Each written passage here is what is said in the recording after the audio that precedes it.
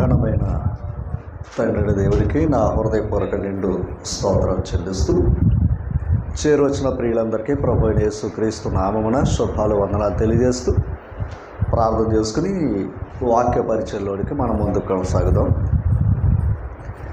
మహాగణుడు, మహోన్నతుడు, సర్వశక్తిమంతుడైన తండ్రి, సర్వాధికారి, మీ ఘనమైన అతి శ్రేష్టమైన నామానికి స్తోత్రాలు స్తుతులు చెల్లిస్తున్నాం. మరో ఉదయకాలము మా బ్రతుకులకు మీరు ప్రసాదించి నాయన మరి మమ్మల్ని సజీవులుగా ఉంచి నా తండ్రి సజీవమైన మీ వాక్య చెంతకి నాయన సజీవుడైన మీ కుమారుడి ద్వారా మిమ్మల్ని ఆరాధించడానికి మా బ్రతుకులకు మీరు అనుగ్రహించిన ఈ భాగ్యాన్ని బట్టి మీకు స్తోత్రాలు నాయన. మీ అందు భయము భక్తి కలిగి మీ సన్నిధికి వచ్చిన ప్రతి బిడ్డలను మీరు దీవించండి. ఈరోజు ఏ వర్తమానం అయితే మేము వినడానికి మమ్మల్ని సిద్ధపరిచారు, ఆ వర్తమానం వినే మనసును కూడా మాకు ప్రసాదించండి. నా తండ్రి వినగల చెవిని గ్రహించగల మనసును దయచేయండి. చెబుతున్న మాలో మీరుండి మాట్లాడి మీరు మహిమ పొందబడి యేసుక్రీస్తు వారి అతి శ్రేష్టమైన నామమున ప్రార్థించి వేడుకొనిచున్నాం మా ప్రియ పరలోకపు తండ్రి.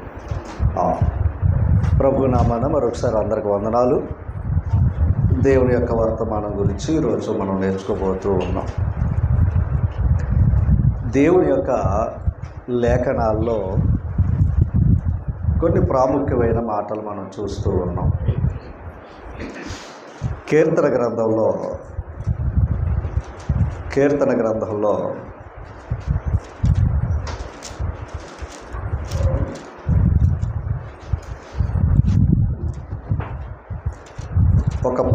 ఒక విషయాన్ని మనం అక్కడ చూద్దాం.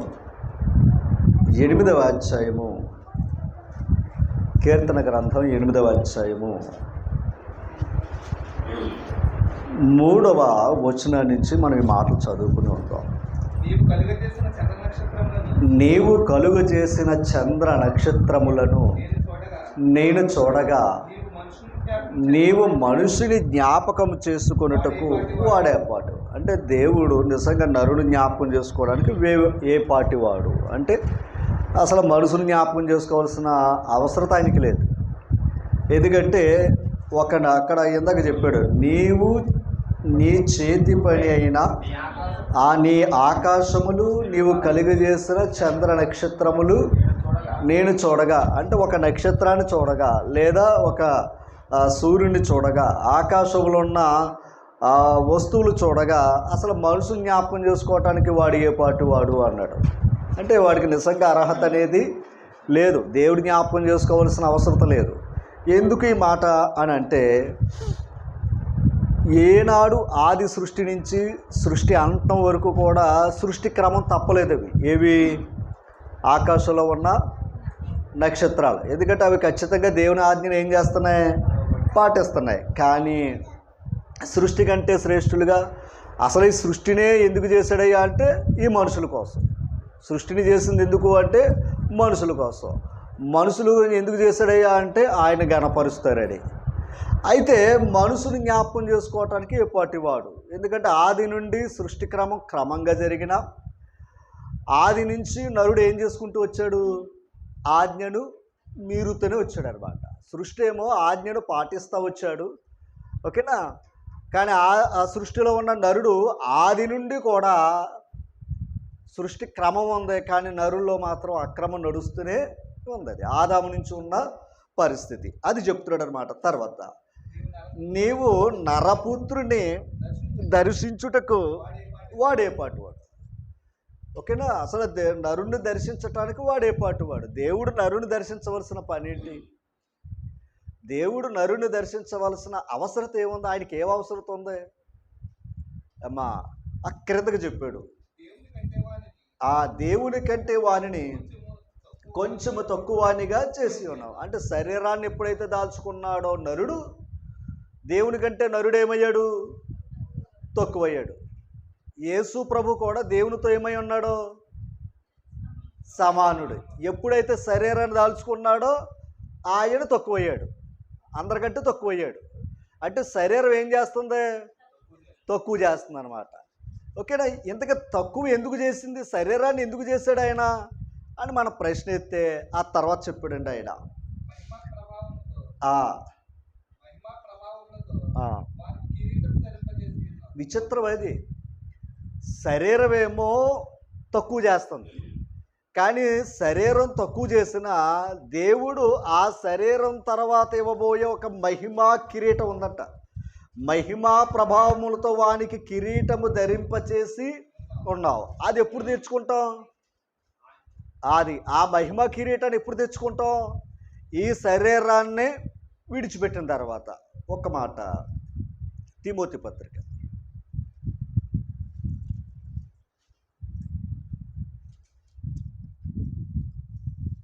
తిమోతి పత్రిక చూసారా? తిమోతి 2వ పత్రిక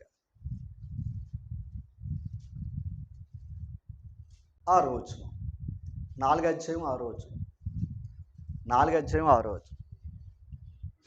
నేను ఇప్పుడే పానార్పణముగా, పౌలు గారు తిమోతికి చెప్తున్నాను, నేను ఇప్పుడే ఏమైపోతున్నాను?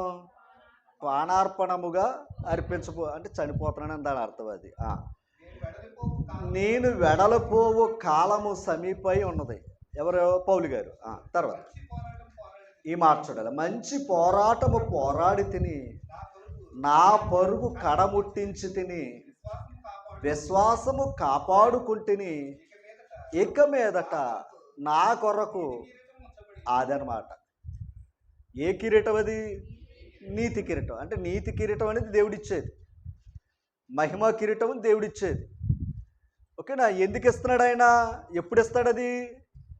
ముందు చదువు. మనం పరుగును ఏం చెయ్యాలి? కడముట్టంచాలి. మంచి పోరాటం మనం పోరాడాలి. పోరాడితే ఖచ్చితంగా ఏమొస్తుంది? నీతి కిరీటం వస్తుంది. ఇప్పుడు కిరీటాన్ని ఎప్పుడు సంపాదించుకున్నావయ్యా అంటే ముగింపు అవుతే కానీ ఆ భాగ్యం దొరికే అవకాశం లేదు. ఇప్పుడు నరపుత్రుడు దర్శించుటకు వాడు ఏపాటి వాడు అన్నాడు. నిజమే. నరుడు ఎప్పుడైతే శరీరం తెచ్చుకున్నాడో ఖచ్చితంగా వీడు ఎవడయ్యా అంటే తక్కువే.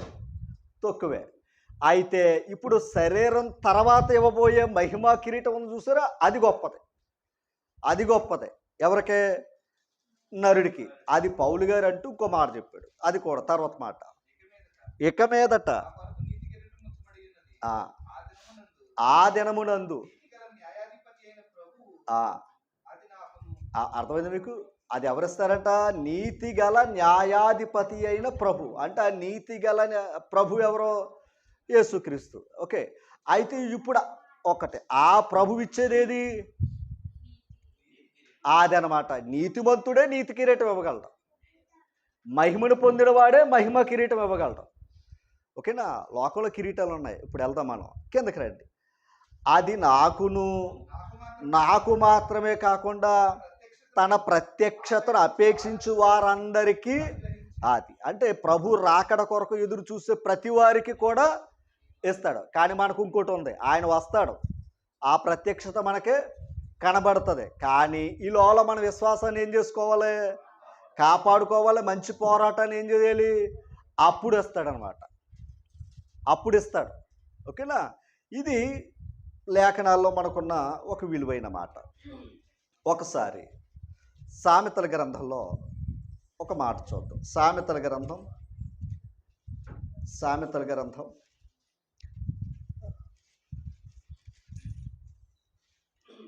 తీసారా? సామెతల గ్రంథం 12వ అధ్యాయము. ఓకే, క్షమించండి, ఇన్వర్టర్ ఇది తిరగదు, కరెంట్ వచ్చేదాకా 22. సామెతల గ్రంథం 12వ అధ్యాయం 4వ వచనాన్ని చదువుతాం. 4వ వచనం ఈ మాట చూడాలి. యోగ్యురాలు తన పెనిమిటికి ఏంటంట? ఆ మాట అర్థం చేసుకోవాలి. యోగ్యురాలు తన పెనిమిటికి కిరీటం అన్నాడు. అసలు కిరీటం అనేది నిజంగా ఎప్పుడు సంపాదించుకుంటాం? సాధిస్తే సంపాదించుకుంటాం, అంతే కదా. ఏదన్నా మనం సాధించిన తర్వాతే వాళ్ళు ఇచ్చేదేంటి? కిరీటం. ఇంతకే భర్తకంట గమనించాలి, యోగ్యురాలు. ఓకేనా? యోగ్యురాలు తన పెనిమిటికి ఏమై ఉందంట? కిరీటమై ఉంది అన్నాడు.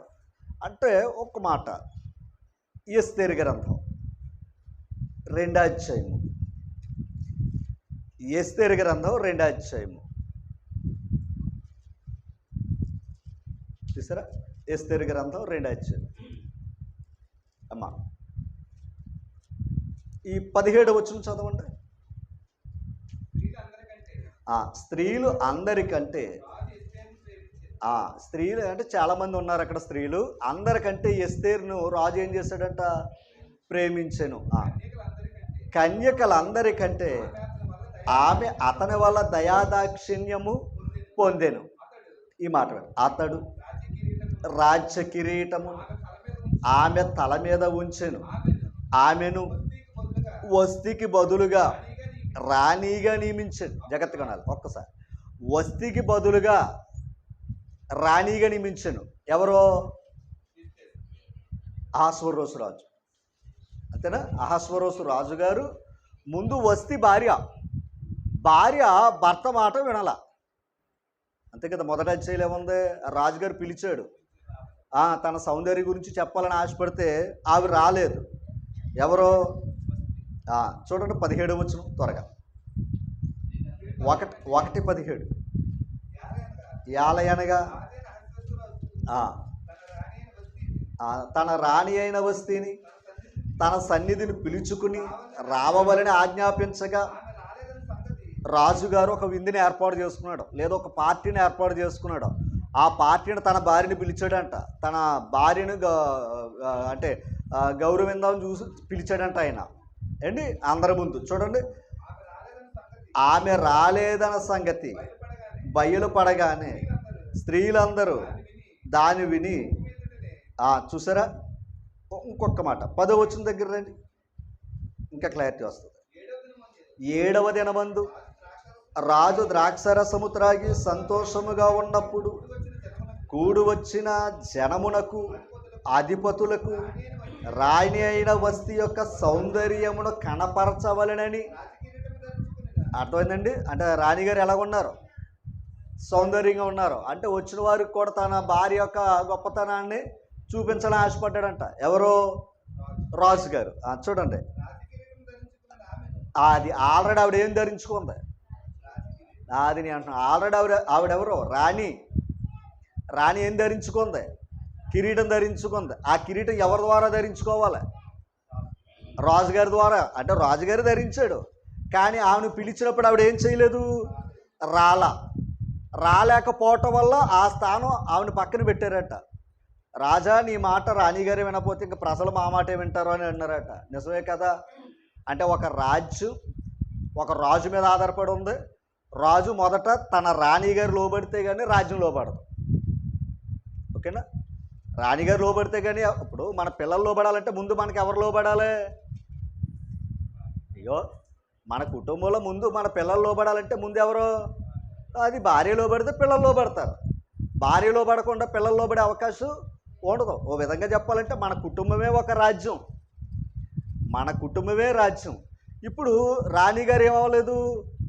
లోబడలేదు. లోబడకపోవటం వల్ల ఆవిడని తప్పించి అప్పుడు సెలెక్ట్ చేస్తే చాలామంది స్త్రీలు వస్తే అందులో సెలెక్ట్ అయిన ఆవిడ ఎవరో? ఎస్తేరు మీద ఏం చేశాడు రాజుగారు? అది ఆవిడ పోగొట్టుకుంది, యోగ్యతను పోగొట్టుకుంది. ఇప్పుడు అంత గొప్ప కార్యం చేసినప్పుడు భర్త మాట భార్య వినలేదు అంటే అది అవమానం కదా అమ్మా? అది అవమానం కదా ఆయనకి? అవమానమే. ఎంతటి అవమానం అది? రాజ్యానికి అవమానం అది. అయితే ఈ మాట చూస్తే ఇప్పుడు ఏం చేశాడు తెలుసా? ఆవిడ పక్కన పెట్టారు, ఈవిడ తీసుకొచ్చారు. ఈవిడ మీద ఏం పెట్టాడు ఆయన? ఇందాక ఒక మాట చదువుకున్నాం. యోగ్యురాలు తన పెనిమిటికి అది అంటే యోగ్యత ఆవిడ పోగొట్టుకుంది. ఎవరో? వస్తి. మనం ఎలాంటి గుర్తుపెట్టుకుంటే పాఠాలు అర్థమవుతాయి. వస్తి యోగ్యత పోగొట్టుకుంది. ఎస్తేరు యోగ్యత కాపాడుకుంది. అందుకు ఆవిడకి ఏమైంది? ఈవిడ ఏమై ఉందో? రాజుగారికి కిరీటమై ఉంది. ఓకేనా? మాట వినటమే భర్తకి ఏమై ఉంది? కిరీటమై ఉంది. ఓకేనా? అది మొదటిది. సామెతల గ్రంథం 17వ అధ్యాయం. సామెతల గ్రంథం 17వ అధ్యాయం. ఓకేనా? 6వ వచనం. కుమారులు కుమారులు కుమారులు కుమారులు వృద్ధులకు ఏంటంట వడ్డీ. మన భాషలో చెప్పాలంటే వడ్డీ. ఎవరు? మనవలు. అదనమాట. అంటే వృద్ధులకు మనవళ్ళు ఏముంటాయంటే వడ్డీ అంటాం కదా, మన భాషలో వడ్డీ అని అంటాం మన భాషలో. కానీ ఇక్కడ ఏం చెప్తున్నాడు అంటే కుమారులు కుమారులు వృద్ధులకు. అంటే ఇప్పుడు ఈ పిల్లలు వాళ్ళకి ఎలాగున్నారో దాని అర్థం ఏంటి? అదనమాట గౌరవం. ఎందుకంటే మూడో తరం చూసాడంటే సామాన్యం ఏంటండి, అర్థం చేసుకోవాలి. ఈరోజు యవన ప్రాయంలో ఉన్న పిల్లలు, ముఖ్యంగా యవన ప్రాయంలో ఉన్న పిల్లలే ఎక్కువ చనిపోతున్నారు. ఇప్పుడున్న పరిస్థితులు చూస్తే పక్కాగా ఎవరు ఎక్కువ చనిపోతున్నారయ్యా అంటే యవన ప్రాయంలో ఉన్న వాళ్ళు చనిపోతున్నారు. ఓకేనా? పోనీ ఇంకో మాట చెప్తున్నాను, మీరు ఎప్పుడైనా సరే గమనించారు లేదో, లెక్కలు చూస్తే ఈ త్రాగుడికి బలహీనతలకే డ్రగ్స్కి అలవాటు పడిపోతున్నారు వీళ్ళు. ఎవరో ఈ అలవాటు పడిపోయి లోపల ఉన్న శక్తి ఉంటుంది వీళ్ళకి. ఇంకో మాట చెప్పాలంటే కాపురాలు చేసే శక్తి కూడా ఉండదు. ఇది వాస్తవం. అర్థమైందా మీకు? ఇది వాస్తవం. ఎందుకంటే లోకం బలహీనత. ఆ బలహీనత ఏమవుతున్నాడు, అందుకే ఏమనుకోకుండా ఒక 20-25లోనే 60 అయిపోతుంది ఎవరో వయసు. ఎందుకంటే ఆ బలం గమనించాలి. అంటే దాని అర్థం ఏంటంటే ఏది కాదో అది చేస్తున్నారు. చేయటం వల్ల ఏమవుతున్నారో శక్తిని పోగొట్టుకుంటున్నారు. అయ్యో మేము త్రాగుతాం, మేము తిరుగుతాం, మాకేంటి అన్నారో ఏమనుకోకుండా. అలా త్రాగి తిరిగి లోకంలో కడకాల బలాన్ని ఏం చేసుకుంటున్నారో. అందుకో తల్లి చెప్పింది బిడ్డకే, ఒరే కొడుకా తాగొద్దు, ఒరే కొడుకా రాజులు నశించే స్త్రీల దగ్గరికి వెళ్ళొద్దు. మరి అన్నీ చెప్పారో లేదా? అమ్మ నీ బలాన్ని ఎవరికి ఇస్తావని చెప్పాడు. బలం అక్కడే అయిపోద్ది, నీరసాలు ఇక్కడ ఉంటాయి. ఇది వాస్తవం. అందుకే దేవుడు ఏం చెప్తున్నాడయ్యా అంటే గమనించాలి. ఒక యోగ్యురాలు తన భర్తకి ఎలాగుంది? కిరీటంగా ఉంది. ఇప్పుడు పితరులకు ఎలాగున్నారు అంటే ఈ గౌరవాలు కాపాడుకోవాలి. మన కుటుంబం ఎవడో కాపాడ్డాడు బయట. ఇంకో మాట మనం ఆలోచన చేస్తే మన కుటుంబం పాడు చేస్తే ఆలోచనలు ఉంటాయేమో, కానీ లోకంలో మన కుటుంబాన్ని మనమే కట్టుకోవాలి. మన కుటుంబాన్ని భార్య భర్తకు లోబడాలి, భర్త కుటుంబాన్ని చూసుకోవాలి, పిల్లలు తల్లిదండ్రులు లోబడాలి. ఈ ధర్మం ఇది. భార్యాభర్తలకు ఇరువురు ధర్మాలు ఎలాగైతే దేవుడిచ్చాడో లేవంటారా, అలాగే పిల్లలు కూడా వారికి లోబడడం. ఇది కుటుంబ ధర్మం. ముందు కుటుంబాన్ని మనం కాపాడుకోలేకపోతే లోకం ఎంత బాగున్నా మనకు లాభం ఏంటి? లోకం అంతా సంతోషంగా ఉన్న కుటుంబంలో బాధలు ఉంటే ఏం సుఖం?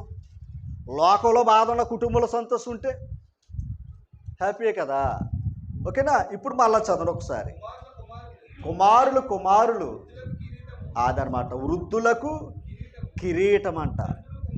ఇంకో మాట, కొడుకుని ఏమనుకోకండి. అంటే మరలా చెప్తున్నాడు, ఎదిగిన కొడుకుని అంత పైకి ఎత్తుకోడు, కానీ మనవని ఎక్కడ ఎట్టుకుంటాడు? అది మొత్తం ఊరంతటికి చూపించేస్తాడు. ఏంటి అంత పెద్ద ఆయన ఆ బిడ్డల్ని ఎక్కడెట్టుకుంటున్నాడు? భుజాల మీద వేసుకుంటున్నాడు, నెత్తి మీద వేసుకుంటున్నాడు, ఊరేగేస్తున్నాడు. ఎందుకో తెలుసా? వీడేరా నాకు కిరీటం అని చెప్తున్నాడు అక్కడ. ఓకేనా? ఆ కిరీటం వాళ్ళు కాపాడుకోవాలి. ఓకేనా? పోగొట్టుకోవడం ఎంతసేపు, కాపాడుకోవడం కష్టం. మన జీవితాలు కాపాడుకోవడం కష్టం. తర్వాత మాట అంటే అది తండ్రులే కుమారులకు, ఇందాక ఎంత అన్నాడంటే వృద్ధులకు మనవళ్ళేమో కిరీటం అన్నాడు. అంతే కదా? ఇప్పుడు రాజుగారు ఉండి కిరీటం లేకపోతే ఎలాగుంటుంది? గౌరవం ఉండదు. అంతేనా? అలాగే ఇప్పుడు ఇక్కడ ఏమన్నాడంటే 2వ వచనంలో తండ్రులే కుమారులకు అలంకారం. అంటే ఇప్పుడు తండ్రులు ఉంటే మనకేముంది? అలంకరణ. ఓకేనా? అంటే ఆ గౌరవం ఉంటుంది. ఇప్పుడు ఇది వాస్తవం. ఈ లోకంలో తండ్రి అనేది చిరునామా మనకి. ఆ తండ్రే లేదనుకోండి మనకేముండదు? అలంకరణ ఉండదు. గమనించాలి. కనుక దేవుడు కుటుంబానికి ఒక మాట చెప్పాలంటే ఇందాక చెప్పినట్లుగా కుటుంబం ఒక రాజ్యం. రాణిగారు ఎవరయ్యా అంటే భార్య. ఓకేనా? పిల్లలు ఎవరయ్యా అంటే రాజ్యం. అంటే ఓ విధంగా చెప్పాలంటే ఆయన ప్రజలు. అంటే ఇప్పుడు కుటుంబం బాగుందంటే రాజ్యం ఏమవుతుంది? విస్తరిస్తుంది. ఓకేనా. రాజు బాగుంటే రాజ్యం బాగుంటుంది, రాజు బాగుంటే రాణి బాగుంటుంది. ఎన్ని ఆధారపడి ఉందో చూసుకోండి. రైట్. ఈరోజు కొన్ని ఉన్నతమైన వర్తమానాన్ని మనం ఇద్దాం. సామెతల గ్రంథంలో 29వ అధ్యాయం 14వ వచనం. ఏ రాజు అంటే దాని అర్థం ఏంటి? ఏ రాజైనా అని అర్థం. ఏ రాజు అంటే అక్కడున్న రాజుకే చెప్పిన మాట అని అర్థం. ఏ రాజు దరిద్రులకు సత్యముగా న్యాయము తీర్చునో, ఏ రాజు, ఏ రాజైనా సరే దరిద్రులకు ఏం చెయ్యాలంట? సత్యముగా న్యాయము తీర్చునో ఆ రాజు సింహాసనము నిత్యముగా స్టాండర్డ్ ఉంటుంది, దాన్ని ఎవడో పడగొట్టలేడట. అంటే ఇప్పుడు ఆ రాజు ఏం చెయ్యాలంటే పెద్దవారికి సహాయం కాదు, పేదలకే దరిద్రులకి ఏం చెయ్యాలి? సత్యంగా న్యాయం తీర్చాలి. అడిగటయ్యా అంటే ఒక లోకరాజ్యం గురించి మాట్లాడుతున్నా. ఏ రాజు అయినా సరే పేదలు పట్టించుకున్నాడా వాడి సింహాసనం తీయడం ఎవరి తరం కాదు. మొట్టమొదట గమనించాలి, రాజు అయిన వాడు దేని మీద దృష్టి పెట్టాలి? పేదల మీద దృష్టి పెట్టాలి. అంటే కింద ఉన్నవాడు పైకి తీసుకుని రావాలి. ఎందుకో తెలుసా? దేవుడికి కూడా అదే మనసు. పెంట మీద ఉన్న వాళ్ళని ఏం చేస్తాడు ఆయన? మరి అలాంటప్పుడు రాజు కూడా దరిద్రులు పైకి తీసుకొచ్చాడు అనుకోండి, ఆ రాజ్యాన్ని దేవుడు ఏం చేస్తాడో అంతే తప్ప దాన్ని పోగొట్టే హక్కు ఇంకెవ్వడికే లేదు. ఎన్ని తంత్రాలు కుతంత్రాలు ఎన్ని చేసినా అది పోయే అవకాశం లేదు. గమనించాలి. ఇప్పుడు దైవలేఖనంలో అత్యున్నతమైన రాజు ఎవరయ్యా అంటే దావీదు. రాజరికంలో రాజ్యంలో ఒక శౌర్యాన్ని, ఒక తెగువను, ధైర్యాన్ని చూపించిన వ్యక్తి ఎవరయ్యా అంటే దావీదు ఒక్కడే. దావీదు మించిన రాజు ఇశ్రాయేలులో ఎవ్వడో లేడు. అందుకే ప్రతి రాజును కూడా దావీదుతో పోల్చేవాడట.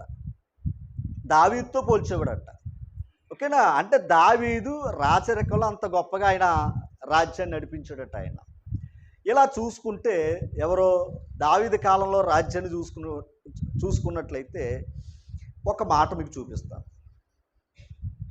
ఆయన ఏనాడు కూడా రెస్ట్ లేకుండా చేశాడంట. ఎవరో దావీదు గారు. ఎందుకంటే కష్టపడ్డాడు, శత్రువుల మీద ఏం చేసుకుంటూ వచ్చాడు? ఆయన యుద్ధం చేసుకుంటూనే వచ్చాడండి పాపం. ఒక మాట మీకు చూపిస్తాను.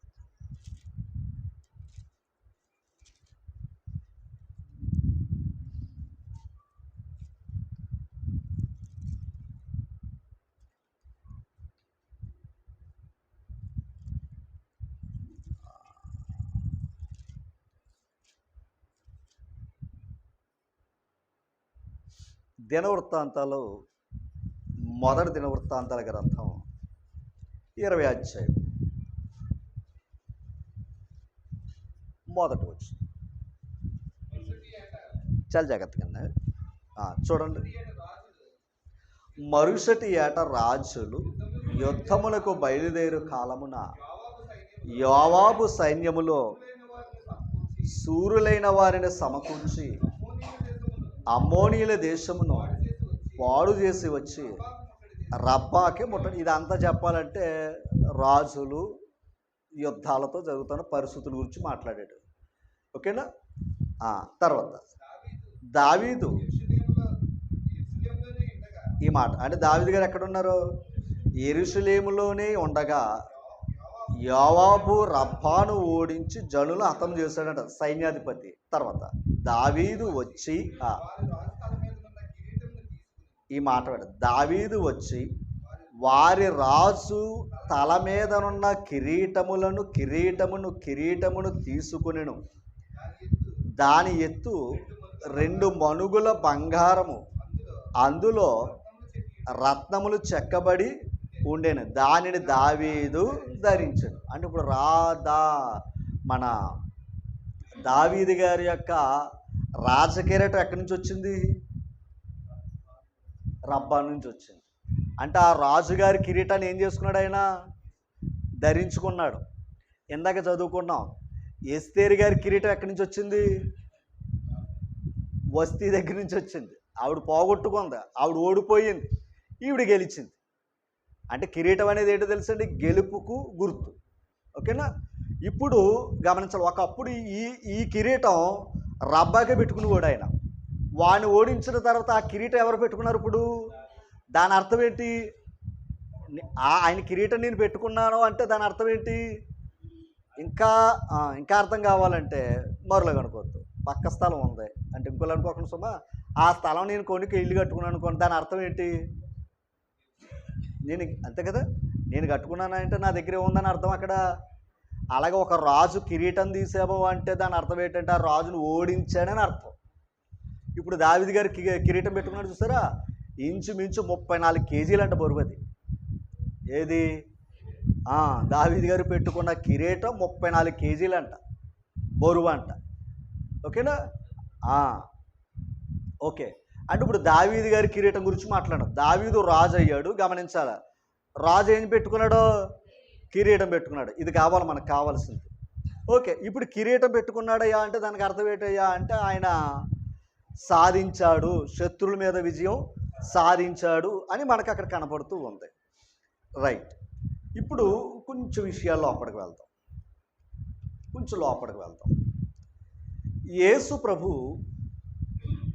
యేసు ప్రభు వారు ఆయనకు కిరీటం పెట్టారట. మార్కు సువార్త 15 అధ్యాయం.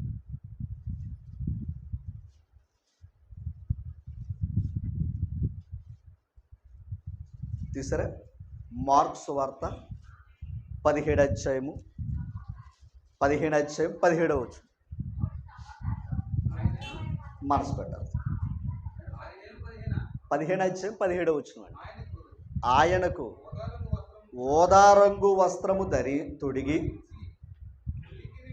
మొండ్ల కిరీటము ఆయన తల మీద పెట్టి, యూదుల రాజా నీకు శుభమని చెప్పి ఆయనకు వందనము అంటే ఇప్పుడు యేసు ప్రభు ఎవరు? యూదుల రాజు, అంతే కదా. ఇప్పుడు యూదుల రాజు అని ఆయన ఏం చేస్తున్నారు అంటే అపహాస్యం చేస్తున్నారు. ఎలా అపహాస్యం చేశారంటే రాజు వేసుకున్న వస్త్రాన్ని తొడిగించి, ఓకేనా, వస్త్రాన్ని తొడిగించి ఏం పెట్టారంట? అసలు ఇందాక చెప్పుకున్నాం, దావీదు గారు ఏం పెట్టుకున్నాడో? బంగారు కిరీటం పెట్టుకున్నాడు కనుక ఆ స్థాయి గౌరవం. ఇప్పుడు మొండ్ల కిరీటం పెట్టారంట. ఎవరికే? యేసు ప్రభుకి. ఆ తర్వాత ఏమన్నారో?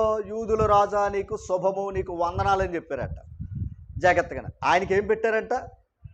మొండ్ల కిరీటం పెట్టారు. నిజమే, ఆయనకి మొండ్ల కిరీటం పెట్టవలసిందే. మేకా గ్రంథం 7వ అధ్యాయం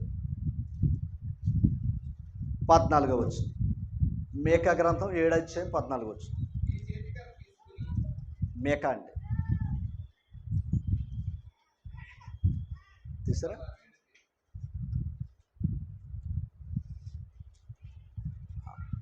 7వ అధ్యాయము 4వ వచనం. వారిలో ఎవరో కొందరు, వారిలో కొందరు ఎలాగున్నారంట? మంచివారు ఎలాగున్నారట?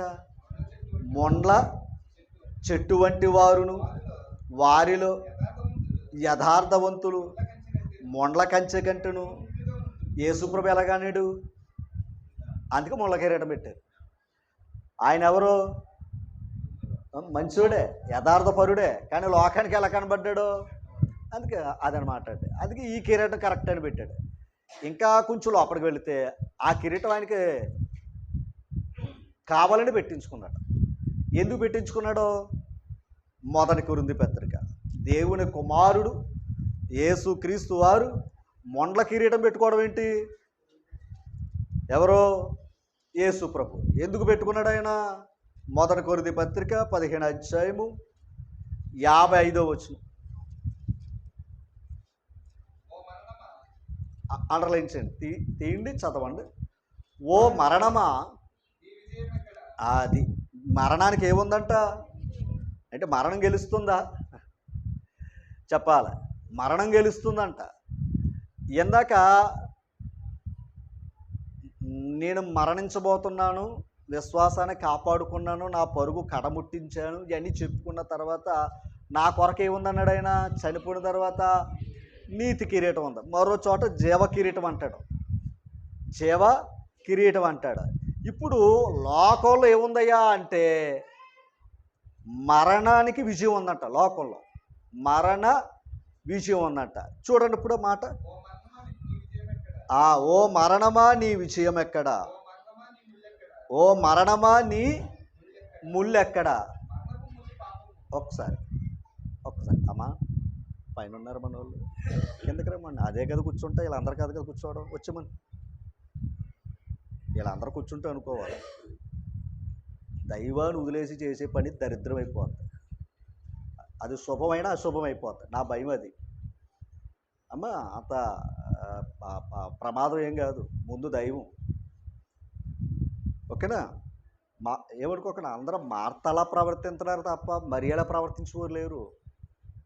ఒక శుభం జరిగిందయ్యా అంటే ముందు ఎక్కడ, శుభం జరిగితే ముందు ఎక్కడ దేవుడు, తర్వాత ఏదన్నా. మనం ఏం చేస్తామంటే మనిషికి ఏదో అనుకుంటారో అదే అశుభం. మొన్న ఒక మంచి మాట చెప్పాడు, పచ్చడి పెడతారు, మీరు పెట్టరా?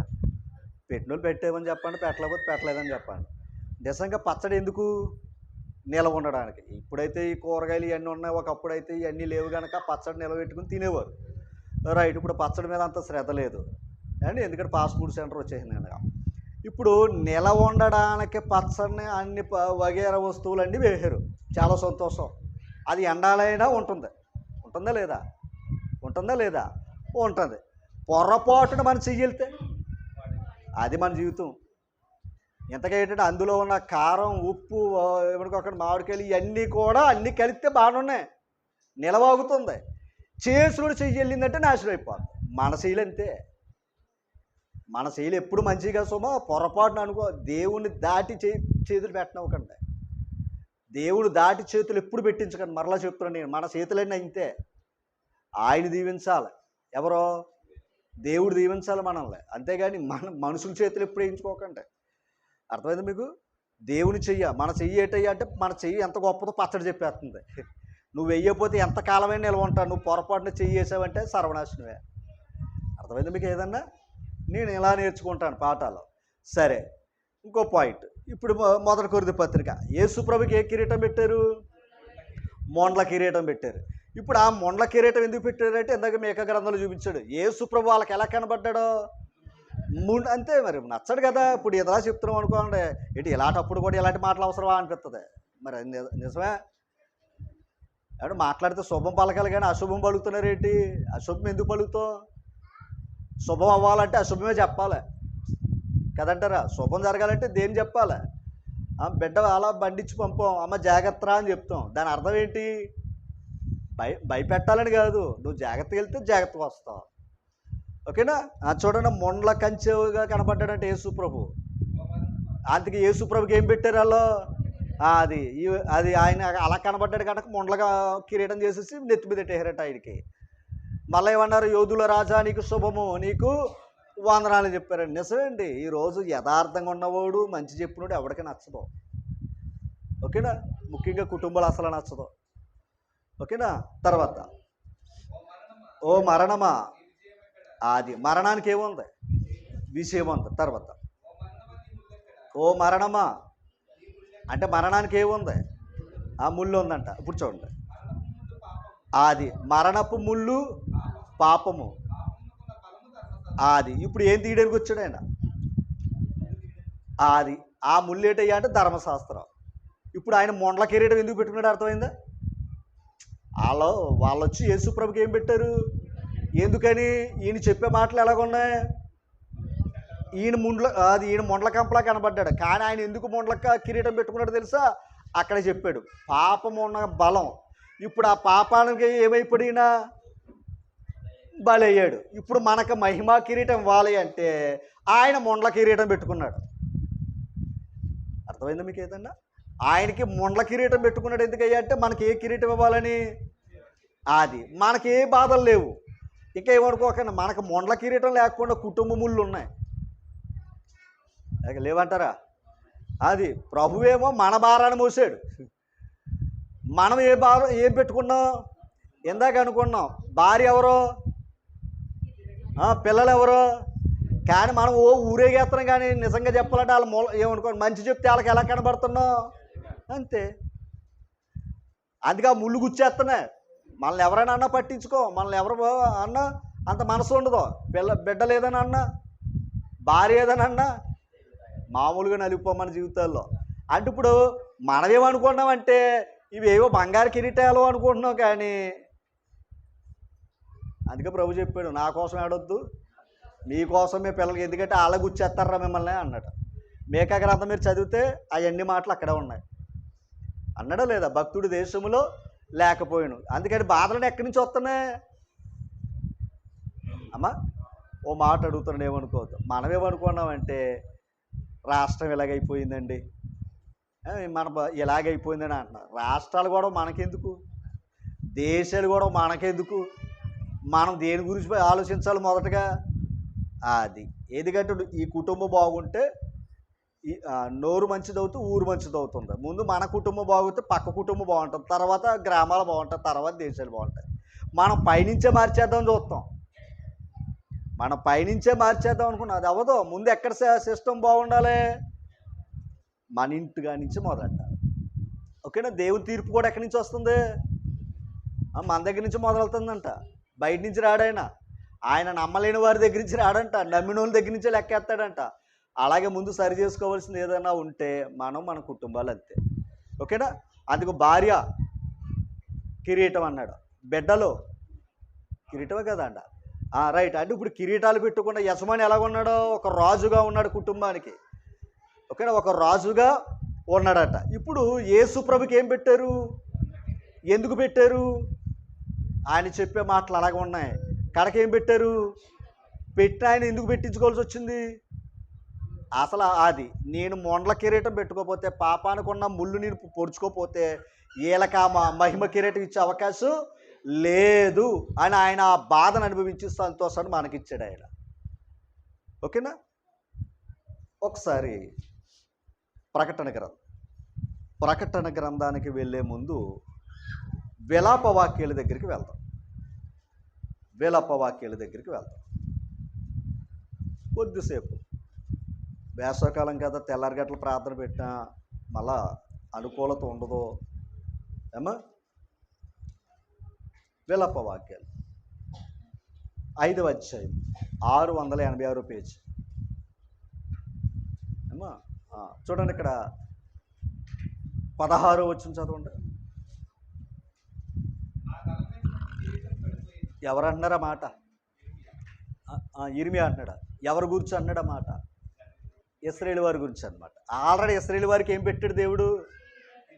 కిరీటం పెట్టాడో లేదా అనడానికి గుర్తేటయ్యా అంటే యెహెజ్కేలు గ్రంథం 16వ అధ్యాయం 12వ వచనం. అంటే పెట్టాడా లేదా అంటే అక్కడ చూసుకోండి. యెహెజ్కేలు గ్రంథం 16వ అధ్యాయం 12వ వచనం. మీ చెవులకును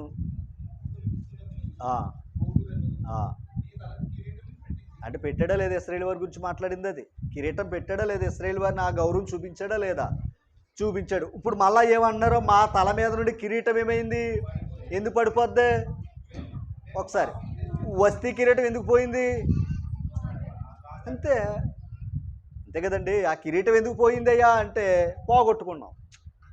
ఇంకో మాట, కాపాడుకుంటేనే ఉంటుంది ఆ కిరీటం, పోగొట్టుకుంటే పోద్ది. పోగొట్టుకోవడం ఎంతసేపు? దాన్ని సంపాదించాలంటే కష్టపడాలి, పోగొట్టుకోవడానికి అక్కర్లేదు. నువ్వు అక్కడ ఎడితే ఎవడో ఎత్తిపోతాడు అమ్మా, అంతేనా? ఇక్కడ చూడండి, మళ్ళీ కిందకి రండి. ఎలా పోగొట్టుకున్నారు కింద చెప్తున్నాడు. మా తల మీద నుండి కిరీటము పడిపోయాను. అది మేమేం చేసి ఉన్నాం? అది మరి పాపం చేస్తూ ఊరుకుంటుందా? ఆ తర్వాత మాట మాకు అంతే, ఆజ్ఞ అతిక్రమమే అంతే. ఇంకా దానివల్ల ఇంకా ఎంతవరకైనా వెళ్ళిపోండి. ఆ పాపం వల్ల వచ్చి జీతము మరణం, ఇలా ఎన్నైనా చెప్పేసుకోవచ్చు. యెహెజ్కేలు గ్రంథం 20వ అధ్యాయం. యెహెజ్కేలు గ్రంథం 20వ అధ్యాయం 25వ వచనం. 704వ పేజీ అమ్మ, 704వ పేజీ. గాయపడినవాడా, దుష్టుడా. ఎవరి గురించి అంటున్నాడు ఇవన్నీ? ఇశ్రాయేలు యొక్క అధిపతి అంటే రాజు. ఆల్రెడీ గాయపడిన దుష్టుడా. అర్థమైంది? ఆల్రెడీ ఇశ్రాయేలు యొక్క రాజు. ఇందాక చదువుకున్నాం మనం.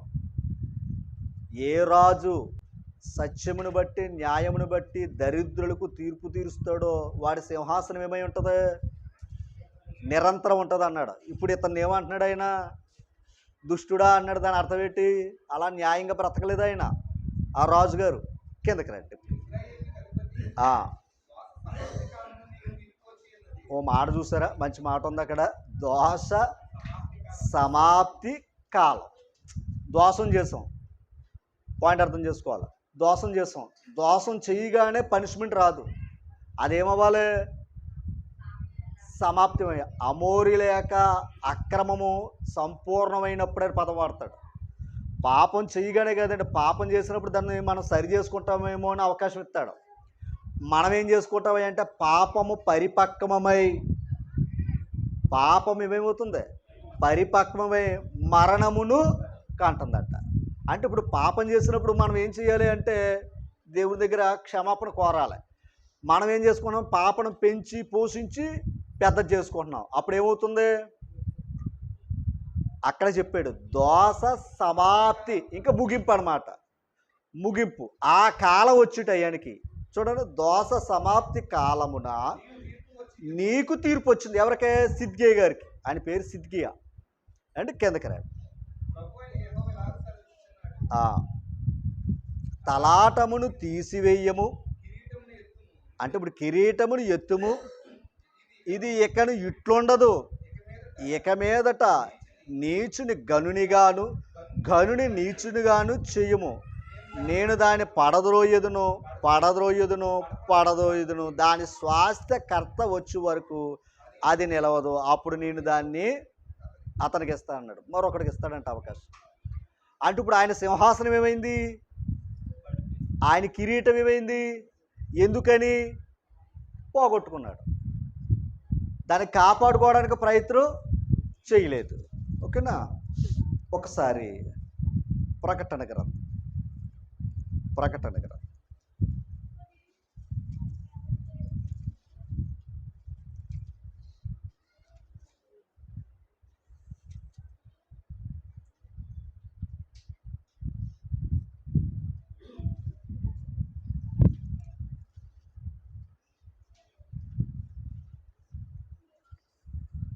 14 అధ్యాయం. ప్రకటన గ్రంథం 14 అధ్యాయం 14 వచ్చింది. వారి కాదండి 14 మరియు నేను చూడగా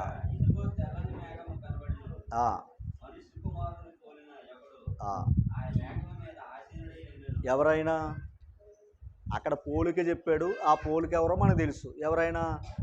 యేసు ప్రభు. ఆయన ఏమై ఉన్నాడట? మేఘం మీద ఆసీనుడై ఉన్నాడట. తర్వాత ఆయన శిరస్సు మీద అంటే యేసు ప్రభు వారి శిరస్సు మీద ఏముంది? దావీదు గారికి ఏముంది? అదనమాట. అంటే ఇప్పుడు దావీదు అలాగే క్రీస్తు ప్రభుని కూడా దావీదుతో పోల్చిన సందర్భాలు కూడా ఉన్నాయి. ఓకేనా? కూర్చుంటావా? ఓకే. అంటే ఇప్పుడు యేసు ప్రభు శిరస్సు మీద ఏముంది? సువర్ణ కిరీటమును. తర్వాత ఇంకోటి ఉంది చేతిలో. అసలు వాళ్ళ చేతిలో ఏముండాలి? ఆయుధం ఉంటుంది. రాజుగారి చేతిలో ఆయుధం ఉంటుంది. ఉంటుందా? నెత్తి మీద కిరీటం ఉంటుంది, చేతిలో ఏముంటుంది? అర్థం ఏంటి? శిక్షించడానికి గుర్తుంది. ఏది? ఆ కొడవలే. అర్థమైందని మనుషులు చేసిన ఇందాక దోష సమాప్తి కాలాన్ని ఏం చేశాడు? సిద్కియా తీర్పు తీర్చాడు. అలాగే రాజు తీర్పు తీర్చాలి. మంచి మంచి అని చెప్పాలి, చెడు చెడు అని చెప్పాలి. ఓకేనా? ఇది ఇప్పుడు యేసు ప్రభు వారి యొక్క శిరస్సు మీద ఏముంది? అది కావాలి మనకు. ఓకే. ఆ తర్వాత ప్రకటన గ్రంథం 4 అధ్యాయం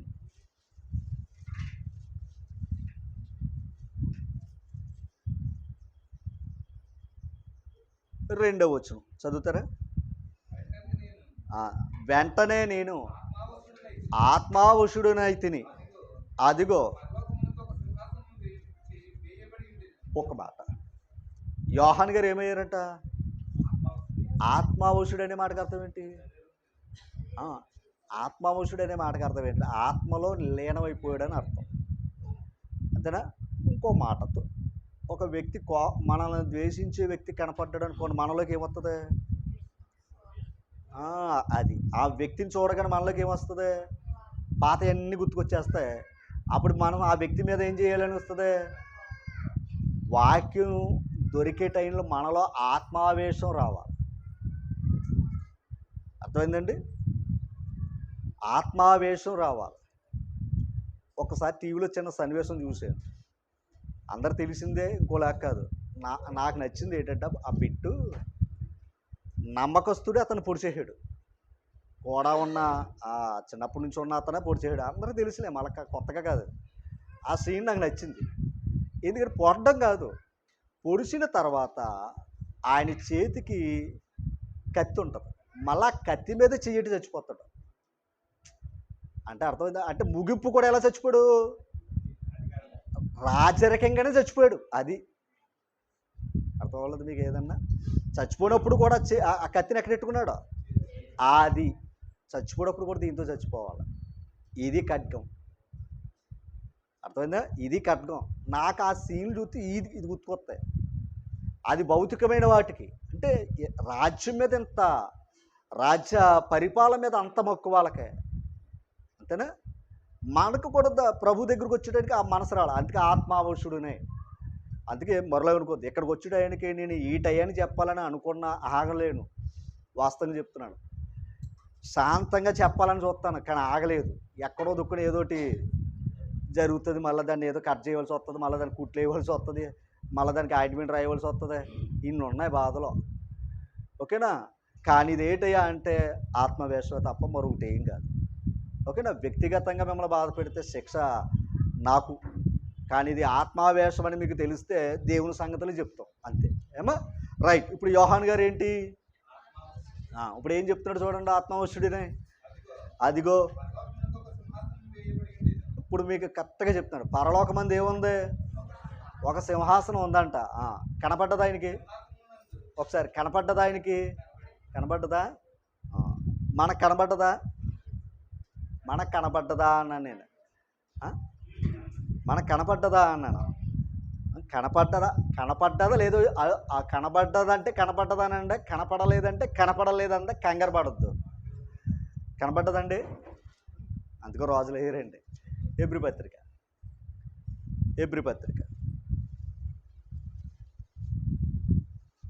9వ వచనం, 2 అధ్యాయం 9వ వచనం.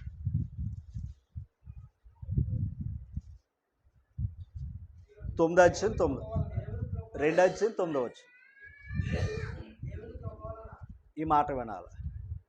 నేను మీకు పాఠం చెప్పడానికి ముఖ్యమైన వచనం ఏదన్నా ఉంటే ఇదే. నాకు ఈ వచనం గురించే ఇవన్నీ తీసుకుని వస్తున్నాను నేను అక్కడ. అర్థమైంది? కీలకం అన్నమాట ఈ వచనం. యోహాను గారికి కనపడ్డదా సింహాసనం? కనపడ్డదా? మనకు కనపడ్డదా అన్నాను నేను. ఆగే మనం, ఎందుకంటే అతను ఆత్మవశుడే అయ్యాడు కదా అని ఆలోచన ఉంది. మనకు కనపడలేదు కదా అని అనుకున్నాం. ఇప్పుడు ఆ వచనం చదవండి, 9వ వచనం. దేవుని కృప వలన ఎవరి కోసం? అది యేసు ప్రభు గురించి. ఆయన ప్రతి మనుషుని కొరకు మరణము అనుభవించినట్లు దోతల కంటే కొంచెము తక్కువ వాడిగా చేయబడి, యేసు ప్రభు కూడా, ఈ లోకానికి వచ్చిన యేసు ప్రభు కూడా ఎలా చేయబడ్డాడంట? తక్కువ. అంతే, అంత ఎక్కువలే. అందరూ శరీరం, ఆయన శరీరం మన శరీరం సమానమే. ఆయనకేం గొప్ప శరీరం ఏమి లేదు. కాకపోతే గొప్ప శరీరం ఏంటయ్యాట? పాపం లేకుండా బ్రతికాడు, అది గొప్ప. ఆయనది మంద ఒకటే, కానీ ఏంటయ్యా అంటే మన పాపంలో గొప్ప. ఓకేనా? తర్వాత అంటే తక్కువ వాడిగా చేయబడిన యేసు ఆ మరణము పొందినందున మహిమా ప్రభావములతో కిరీటము ధరించువానిగా. తర్వాత ఎలా చూశారు? మొండ్ల కిరీటం పెట్టడం ఆనాడు చూశారు ప్రజలు. అది శిక్షకు గుర్తుగా చూపించారు, లేదా అపహాస్యాన్ని గుర్తుగా చూపించారు. ఇప్పుడు సంఘంలో ఉన్న విశ్వాసులు, క్రైస్తవులు ఎలా చూశారు? ఆయన ఆల్రెడీ ఏం పెట్టుకున్నాడు? మహిమా ప్రభావము కలిగిన కిరీటము ధరించువానిగా ఆయనను చూచుచున్నామా? చెప్పాలా? చూచుచున్నామనే మాటకు అర్థం ఏంటో తెలుసా? ప్రభు వచ్చేంత వరకు వాక్యం చదివేవాడు అలా చూస్తూనే ఉన్నాడు. అర్థమైందా? ఎలా చూసావు? అంతే. ఇందాక ఆత్మవశుడే యోహాను గారు ఏమన్నాడు? నేను పరలోకమందు సింహాసనం చూశానన్నాడు. ఆ చూసిన సంగతి మనం ఎలా నమ్మాం? అంతే. ఇప్పుడు కూడా యేసుప్రభు ఏ కిరీటం ధరించుకున్నాడు? లోకమేమో ముళ్ళ కిరీటం పెట్టుకున్నాడు, ఈయనేమో తక్కువవాడు, ఈయన ఎలా చచ్చిపోయాడా, ఈయన తప్పు చేశాడు కనుక అన్నది అలా చూసింది. కానీ ఆ ముళ్ళ కిరీటం పెట్టుకుంది మన కొరకు. మన కొరకు ఎందుకు పెట్టుకున్నాడయ్యా అంటే మనకేం కిరీటం ఇవ్వబోతున్నాడు ఆయన? అదే ఆ కిరీటం ఇవ్వడానికి ఆయన చనిపోయాడు కనుక ఆల్రెడీ ఆయన శిరస్సు మీద ఏముంది? అది ఇప్పుడు కిరీటం ఉందా లేదా? ఉంది. ఇప్పుడు ఆ కిరీటం ఉంది కనుక ఆయన రాజు, రాజులకు రాజు, ప్రభులకు ప్రభు. అది అంటే ఇప్పుడు రాజా కాదా? ఇప్పుడు ఆయన రాజుకి ఏముంది? ఇంకొక మాట చెప్తున్నాను. ఎస్తేరి తల మీద కిరీటం పెట్టాడా? ఎలా మీరు చూసారా?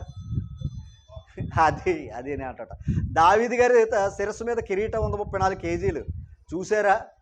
దేని చెప్తే చెప్తున్నాం రైట్. ఇప్పుడు యేసు ప్రభుని ఎలా చూస్తున్నాం మనం? అది అంటే ఒక్క మాట చెప్పాలంటే అంతము లేని రాజ్యానికి రాజు ఆయన.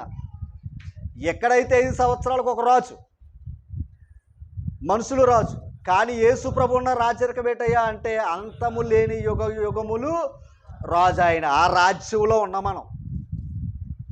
అర్థమైంది? ఆ రాజ్యంలో పౌరుషత్వాన్ని సంపాదించుకున్న బాప్తిసం ద్వారా. ఓకేనా? ఇప్పుడు ఆయన ఎలా చూస్తున్నావు చెప్పాలా? మీకు ఇంకో మాట తెలుసా? ఆయన కూడా మనల్ని ఎలా చూస్తున్నాడో తెలుసా? కిరీటాలు పెట్టుకున్న వాళ్ళగా కనబడుతున్నాం. ఇందాక చదువుకున్నాం కదా, భార్య కిరీటం, పిల్లలు. ఓకే, ఇశ్రాయేలు వారిని ఎలా పెట్టాడు ఆయన? కిరీటం పెట్టాడు. మరి మనకే అమ్మా ప్రకటన గ్రంథం 3వ అధ్యాయము, ప్రకటన గ్రంథం 3వ అధ్యాయము పిలదెల్పులో ఉన్న సంఘం గురించి మాట్లాడుతూ 10వ వచనం చదవండి. నీవు నా ఓర్పు విషయమైన వాక్యమును గైకొంటివి గనుక భూనివాసులు శోధించుటకు లోకమంతటి మీదకి రాబోవు శోధన కాలములో నేను నిన్ను, ఇది ఎప్పుడు గుర్తుపెట్టుకోండి, ప్రభుత్వాలు మారినా రేపొద్దున వ్యతిరేకులు వచ్చినా ఆయన ప్రజలను కాపాడతాడు. ఇది మాత్రం నమ్మండి.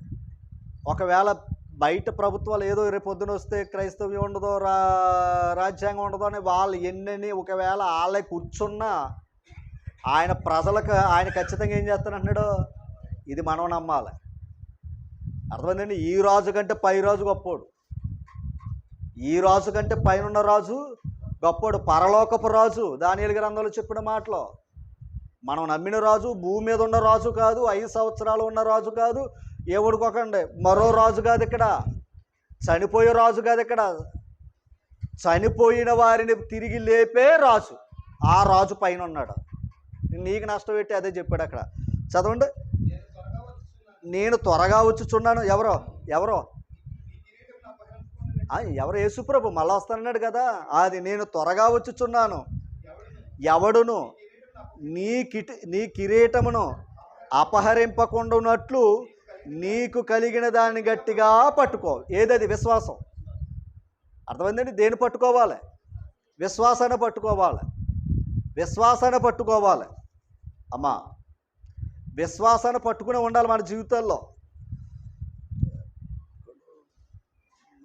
ఒక్క మాట, అది సమయాన్ని దొరకదు కానీ ఒక విలువైన మాట నాకు కనపడ్డది. ఏంటంటే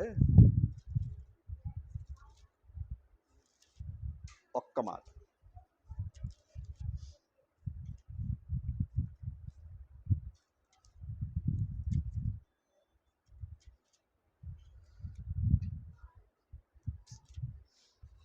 ఒక విలువైన మాట ఏంటంటే, మనమంట ఆయన మాటలు పట్టుదలతో పట్టుకోవాలంటాడండి. కీర్తన గ్రంథంలో సామెతలో ఉంటుంది. మన పట్టుదల దేని మీద? వాక్యం పట్టుకోవాలి. మంచి మాట అండి అది.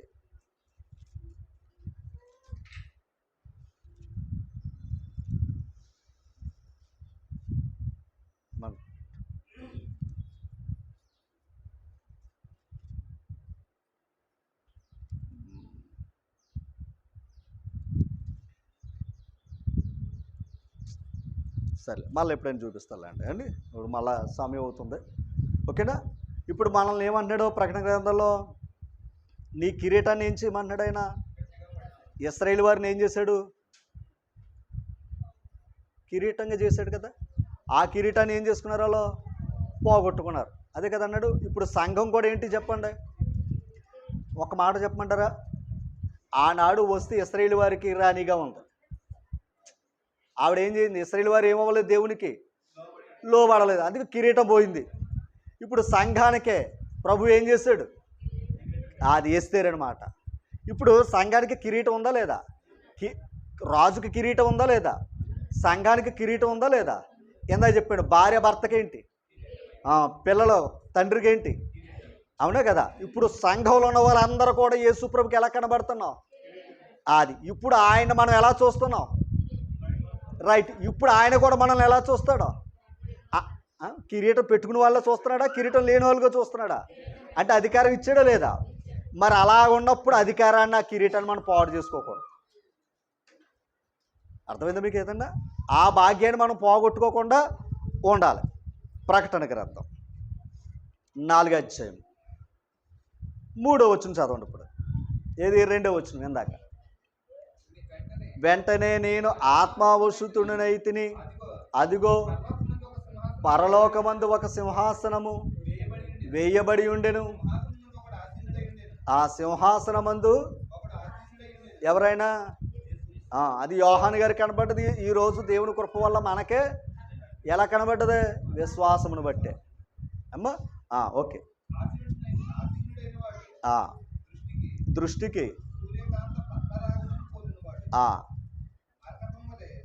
ప్రకాశించు మేఘధనస్సును సింహాసనమును ఆవరించి ఉండేను. ఈ మాట, సింహాసనము చుట్టూ 24 సింహాసనాలు ఉన్నాయంట. ఇది చాలా జాగ్రత్తగా అంట, ఇది కొంచెం కీలకం. ఆయన సింహాసనం చుట్టూ 24 సింహాసనాలు ఉన్నాయంట. ఓకేనా? 24 సింహాసనాలు ఉన్నాయట. తర్వాత పాట, ఈ సింహాసనములందు 24 పెద్దలు తెల్ల వస్త్రములు ధరించుకుని తమ తలల మీద సువర్ణ కిరీటములు పెట్టుకుని వారే కూర్చున్నారట. ఎవరో 24 పెద్దలు. ఆ పెద్దలు కూడా 24 సింహాసనాల మీద కూర్చున్నారట. వాళ్ళ కిరీటాలు ఉన్నాయి లేవా? ఉన్నాయి. ఇప్పుడు ఆ కిరీటాలు పెట్టుకున్న వారు 10వ వచనం త్వరగా. ఆ 24 పెద్దలు సింహాసనముందు ఆసీనుడయుండు వానిని ఎదుట సాగిలపడి ఆ యుగ యుగములు జీవించు వానికి నమస్కారము చేయుచు, ప్రభువా మా దేవా, నీవు సమస్తమును సృష్టించువితి, నీ చిత్తమును బట్టి అవి ఉండెను. దానిని బట్టియే నీవే మహిమ ఘనత ప్రభావం పొంద అర్హుడు అని చెప్పుచు, ఎవరో ఆ 24 పెద్దలు, ఓకేనా? వాళ్ళు చెప్తున్నారట ప్రభుకి, చెప్పుచు తమ కిరీటములు ఆ సింహాసనం ఎదుట వేశారట. దాని అర్థం ఏంటో చెప్పాలి. మాకు ఇచ్చిన అధికారం నీదయ్యా అని, మా అధికారం నీదే అని. ఇప్పుడు వాళ్ళకున్న కిరీటాలు కూడా ఎవరి దగ్గర వేశారట? ఆ ప్రభు దగ్గర వేశారట.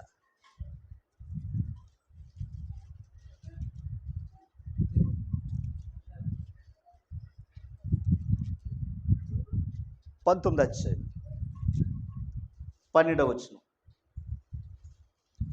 19, 12 ఈ ఒక్క వచనం చెప్పి నేను ముగించేస్తాను.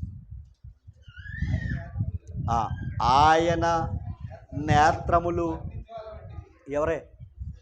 అదేంటి ఇదేంటంటే బాబు, కళ్ళు ఎరగ చేస్తున్నారా అంటారు. యేసుప్రభు కళ్ళు కూడా ఎలాగున్నాయి? దాని అర్థం ఏంటి? ఇప్పుడు ఆయన ఒక మాట, వాక్యం భయపెట్టకపోతే ఎలాగా? వాక్యం భయపెట్టకపోతే ఎలా భయపడతాం మనం? అదేండి, అందుకు వాక్యం ఏం చేస్తాడు? అందుకే ఒక్కోసారి ఆయన కళ్ళు ఎర చేస్తాడు, ఒక్కోసారి ఆయన కనికరం చూపిస్తాడు. కనికరం చూపించినప్పుడు కోప్పడ్డాం, ఓకేనా? కోప్పడినప్పుడు కనికరం చూపించడం. మరి ఆయనకున్న వ్యక్తిత్వం అదే కదా అమ్మా. ఆయన ఏమన్నా నా మాట వింటే దీవెన, నా మాట వినకపోతే శిక్ష అన్నాడు. మరి అది చూడండి, ఆయన నేత్రములు అగ్ని జ్వాల వంటివి, ఆయన శిరస్సు మీద, ఒక్కసారి ఆయన శిరస్సు మీద ఏమున్నాయంట? అసలు ఎన్ని ఉండాలి? మరి అనేక కిరీటాలు ఉన్నాయంటే దాని అర్థం ఏంటి? సరే చదువుదాం, కిందకు వచ్చండి. ఎవరికే ఆ కిరీటాలు ఉన్న వ్యక్తి? యేసుప్రభే. అది ఆయనకే కానీ తెలియదు. రక్తములో ముంచబడిన వస్త్రము అంటే ఇప్పుడు అర్థమైపోయింది ఇదంతా పోలిక. రక్తంలో ముంచబడిన వస్త్రము ఏం చేశాడంట అమ్మా? ఓకేనా? మరలా అనుకోవద్దు. ఇప్పుడు పసుపు రాసుకునేది స్త్రీలు, మరలా అనుకోవద్దు. అందుకే మనం ఏమంటాం, దానికి ఏదో శుభం గుర్తుగా కనపడుతుంది. యేసు ప్రభు అంట రక్త వస్త్రాన్ని ధరించుకున్నాడట. ఆయన గురించి చెప్తాడు ఈ మాట. తర్వాత రండి. మరియు దేవుని వాక్యమను నామము, ఓకేనా, ఎవరికే? యేసు ప్రభుకే. తర్వాత పరలోకమందున్న సేనలు అంటే పరలోకలు ఎవరున్నారు? సేనలు. ఇక్కడ సేనలు కాదు, అక్కడ సేనలు ఉన్నారు. పరలోకమందున్న సేనలు. ఇంకో మాట, ఇంకో సేన ఉంది ఇక్కడ, అపవాది. నీ పేరేంటండి? అపవాది ఏం చెప్పింది? సేన అంటే సమూహం. అర్థమైందండి? అంటే మనుషులకి సేన ఉంది, దెయ్యాలకి సేన ఉంది, దేవునికి సేన ఉంది. మనం ఏ సేనం? ఏమ్మ కిందకి రండి. తెల్లని గుర్రములు ఎక్కి అంటే దాని అర్థం ఏంటంటే తెల్లని గుర్రం అనేది విజయానికి సాదృశ్యం, పరిశుద్ధతకు సాదృశ్యం అమ్మా. తర్వాత ఇప్పుడు ఇవన్నీ వివరించాలంటే ఇంకో ప్రసంగం అవుతుంది అండి. మళ్ళీ యాసకాలం మన లోపలికి వచ్చేస్తుంది. కిందకి రండి. జనములను కొట్టుటకై ఆయన నోట నుండి. అర్థమైందండి? ప్రజలు కొట్టడానికి ఏమి వెళ్తుందంట? వాడిగల ఖడ్గం అంటే వాక్యం. ఆయన ఇనుపు దండముతో వారిని అంటే ఇప్పుడు ఆయన ఏళ్తున్నాడా లేదా? చెప్పాలా? ఆయన చేతిలో దండం ఉందా లేదా? ఉంది. తర్వాత ఈ మాట చూడాలి. దాని అర్థం ఏంటంటే దేవుని కోపాన్ని తొలగించిన వ్యక్తి ఎవరైనా ఉంటే యేసుప్రభు. ఆనాడు మోసే అడ్డుపడ్డాడు ఇశ్రాయేలు వరకు.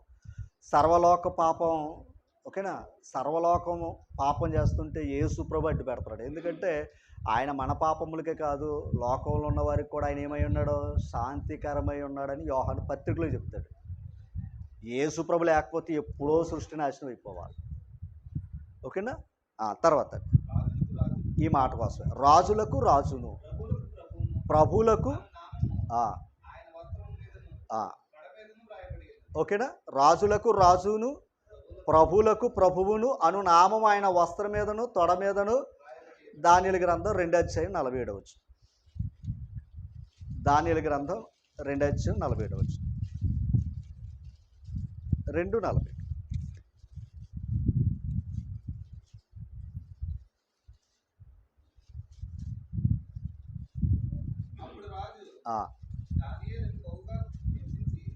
అనేక గొప్ప దానములు ఇచ్చి అతని బబులోను సంస్థానం అంతటి మీద అధిపతిగాను బబులోను జ్ఞానులందరిలో ప్రధానులుగాను నియమించారు. 47 అండి. మరియు రాజు ఈ మర్మమును బయలుపరచుటకు నీవు సమర్థుడైతివే.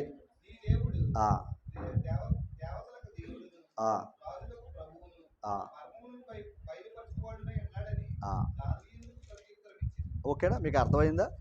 ఎంతకప్పుడు దానియేలు యొక్క ఉన్న బబులోను దేశంలో ఉన్న నెబుకద్నెజరు ఏమన్నాడు తెలుసా? నీ దేవుడు ఎవరి దేవుడో తెలుసా? దేవతలకు దేవుడు. ఆ మాట ఎవడు అనలేదండి.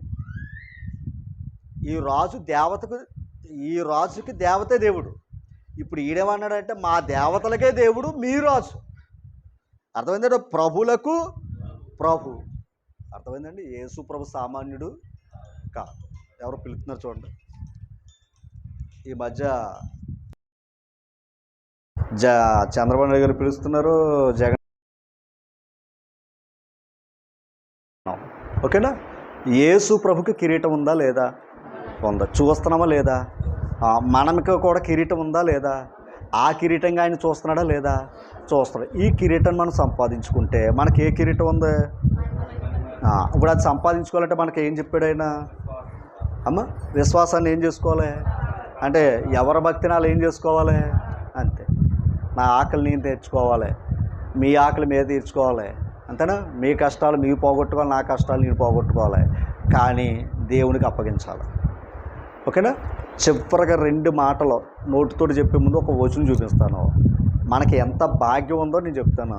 రాత్రి వచనం చూసుకున్నాం, సంఖ్యాకాండంలో 6వ అధ్యాయం 25వ వచనం చూస్తే ఇది ఎప్పుడు గుర్తుపెట్టుకుంటారని చెప్తున్నాను సుమా. చూడండి, కొన్ని మాటలు ఏమంటారో హితోపదేశం అంటారు చూసారా, అలాగా ఈ మాట వినండి. ఇంకా చాలా విషయాలు ఉన్నాయి, త్వరగా ముగించేస్తాం కదా. ఇవి వచ్చిన ఒకటే. 24వ వచనం చదవని చెప్తాను ఒకసారి. 23 చదువుకోండి, ఇంకా బాగుంటుంది. ఎలా దీవించాలి? ఎలాగ దీవించాలి? ఇప్పుడు చెప్తున్నాడు, యెహోవా నిన్ను ఆశీర్వదించి నిన్ను కాపాడునుగాక. యెహోవా నీకు, అర్థమైందండి? యెహోవా నీకు తన సన్నిధిని ప్రకాశింపచేసి నిన్ను, అంటే ఇప్పుడు ఆయన సన్నిధి ఏం చెయ్యాలి? మన మీద ప్రకాశం కలగాలి. ఓకేనా? ఆ ప్రకాశం అంటే ఎవరో కాదు, ఆయన సన్నిధి ప్రకాశం ఏదో కాదు, వాక్యము యేసు ప్రభువే. తర్వాత యెహోవా నీ సన్నిధి కాంతి. ఇప్పుడు సమాధానం ఎక్కడుంది? వాక్యం ఎక్కడుందో, యేసు ప్రభు ఎక్కడ ఉన్నాడో అక్కడే సమాధానం ఉంటుంది. యేసు ప్రభు లేని చోట ఏముండదో, సమాధానం ఉండదు. ఓకేనా? ఆ తర్వాత అట్లు వారు ఇశ్రాయేలుల మీద, ఈ మాట విన, అట్లు వారు ఇశ్రాయేలుల మీద నా నామమును, అంటే దాని అర్థం ఏంటి? ఉచ్చరించుట వలన అనే మాటకు అర్థం ఏంటి? పలకటమే, అంతే కదండి? పలకటమే కదా. ఉచ్చరించటం అనే మాటకు అర్థం ఏంటి? పలకటం, అంతేనా? ఇప్పుడు ఏమనుకోకండి, వాక్యం పెట్టుకున్నా, మీటింగ్ పెట్టుకున్నా మనం ఏం పలుకుతాం, ఏ ఉచ్చరిస్తాం? అంతేనండి? ఉచ్చరిస్తే ఉందో చూడండి అక్కడ,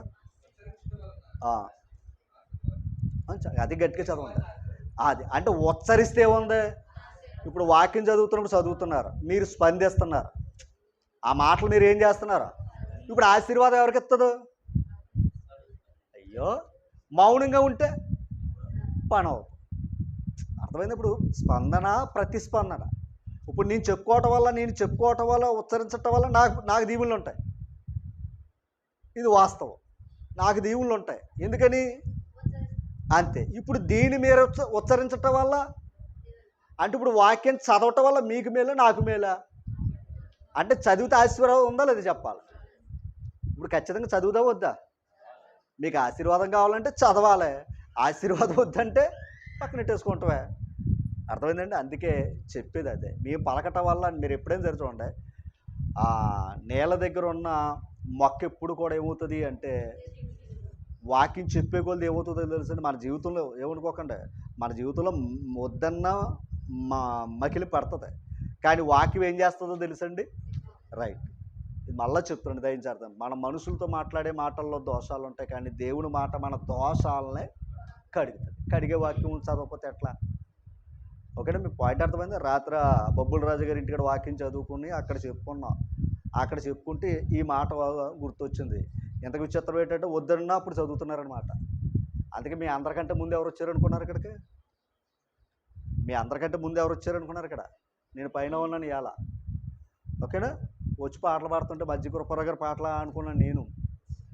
అది అంటే నేను మళ్ళీ చెప్తున్నాను, పాటలు పాడితే దీవెన, వాక్యం చదివితే దీవెన. ఇంకో ఆశీర్వాదం ఎక్కడుందో చెప్పాలి. పౌలు గారు అన్నాడు, నేను మీ దగ్గరకు వస్తాను అన్నాడు. ఏం పట్టుకుని వస్తాను అన్నాడు? అది వాక్యమే. ఆశీర్వాదం అన్నాడు. ఇంతకు ఆశీర్వాదం ఎక్కడ ఉంది? సువార్త ఆశీర్వాదం అని మాట వాడాడు. రోమపత్రికలోకి వెళ్తేనే, అంటే సువార్త ఎక్కడికి వెళ్ళి ఏముంది? ఆశీర్వాదం ఉంది. అక్కడ నలుగురే కూర్చోండి, లేదా ఇద్దరే కూర్చోండి, కానీ అక్కడ వాక్యం చెప్పటం వల్ల ఏమవుతుంది? ఆశీర్వాదం. అర్థమైంది మీకు ఏదన్నా?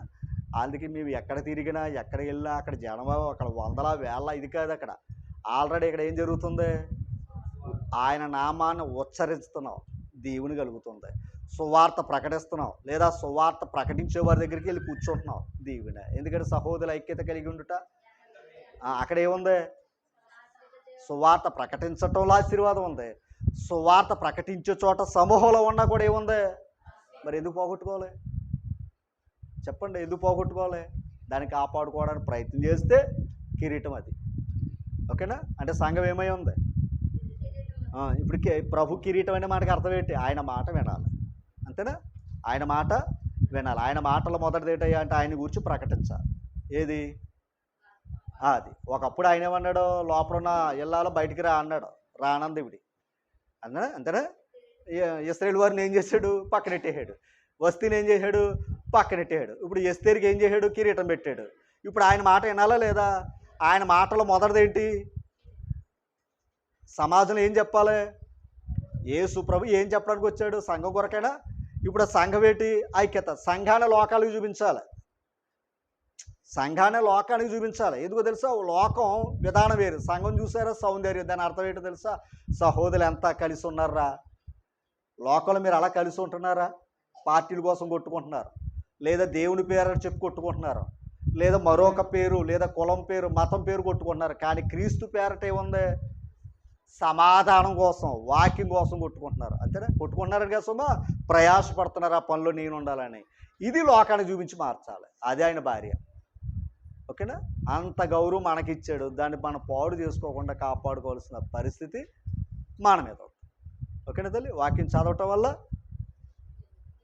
ఆశీర్వాదం ఉంది, వాక్యం చెప్పటం వల్ల ఆశీర్వాదం, వాక్యం ఉన్న చోట వెళ్ళటం వల్ల ఆశీర్వాదం. ఈ ఆశీర్వాదం ప్రభు మనకి కృప వల్ల ఇచ్చాడు. దాన్ని కాపాడుకుంటేనే నీతి కిరీటం. లేదంటారా? చెప్పాలి. అపవాది మనకి ఏం పెడుతుంది? ముండ్ల కిరీటమే పెడుతుంది. ఎందుకంటే ఆడు ఏం చేస్తాడు? ఆజ్ఞ అతిక్రమిస్తే ఆడు ఏం చేస్తాడు? అమ్మ, పాపం చేయిస్తాడు. పాపం చేస్తే మళ్ళీ ఇందులో పోతున్నాం, మరలోకి వెళ్తాం. కనుక దాన్ని మనం పోగొట్టుకోవాలి, మనకు ఉన్నదాన్ని కాపాడుకోవాలంటే మన వంతు మన ప్రయత్నం చేయాలి. ఓపికతో ఈ మాటలు విన్నందుకు, ఇంత తక్కువ సమయంలో వాక్యం చెప్పినందుకు నాకు మీ అందరు కూడా ప్రభు నామన వందనాలు. Thank you.